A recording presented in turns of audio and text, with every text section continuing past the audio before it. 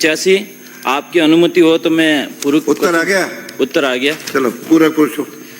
अध्यक्ष महोदय, मंत्री महोदय का जवाब आया है और उस पे मैं आदिवासी समुदाय के उद्धार के लिए वित्त वर्ष 2023-24 में राज्य व केंद्र के विभिन्न योजना के 997 करोड़ बजट, जिसमें 744 करोड़ रुपए खर्च किया गया, मतलब 250 करोड़ रुपया खर्च नहीं हुआ है।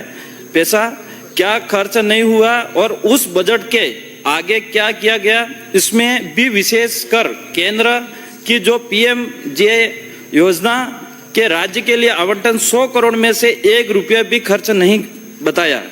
तो क्या ये पैसा केंद्र सरकार ने दिया या नहीं? यदि हाँ तो उसके लिए राज्य सरकार की तरफ से क्या प्रयास किया गया?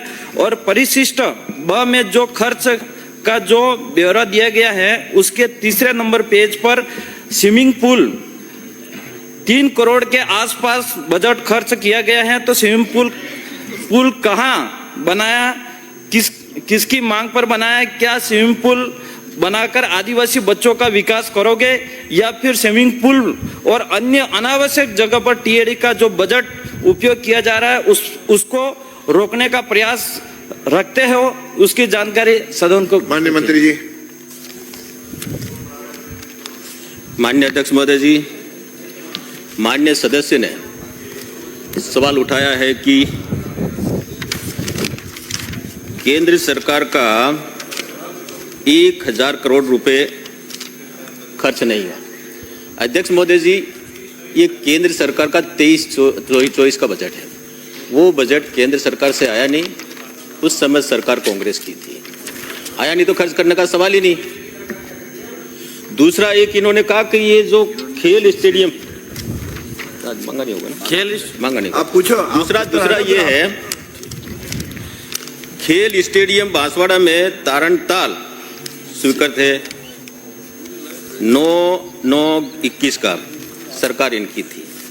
स्वीकृत राशि 5.77 लाख, 90% कार्य पूरा हो गया है। ये कार्य पूरा होने के बाद माननीय सदस्य सीट पे जाइए। क्रीड़ा परिषद को हैंडओवर कर दिया जाएगा। में कोई नहीं आएगा। ये क्या है? अध्यक्ष महोदय, मंत्री महोदय को मैं बताना चाहूँगा, मैंने स्विमिंग पूल के बारे में पूछा था, स्टेडियम के बारे में नहीं और सरकार के बारे में नहीं। तो मैं और ये जो 2023 ये जो अभी चल रहा है 25-26 जो आपके कार्यकाल में केंद्र सरकार का कितना बजट आया ये पूछना चाहूँगा। और आदिवासी के कल्याण के लिए इतना बड़ा विभाग है और सरकार ने 1025 कार्मिक शिक्षा व अन्य विभाग के से प्रतिनियुक्ति पर ले रखे हैं और खुद टीएडी विभाग का एक भी कार्मिक नहीं है। यदि है तो मंत्री जी बताएं। और उनके टीएडी विभाग के खुद के कार्मिक कितने हैं?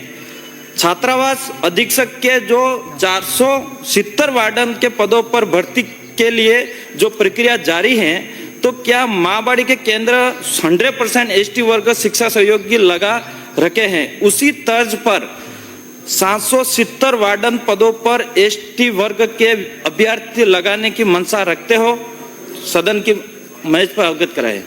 माननीय मंत्री जी बिराजो।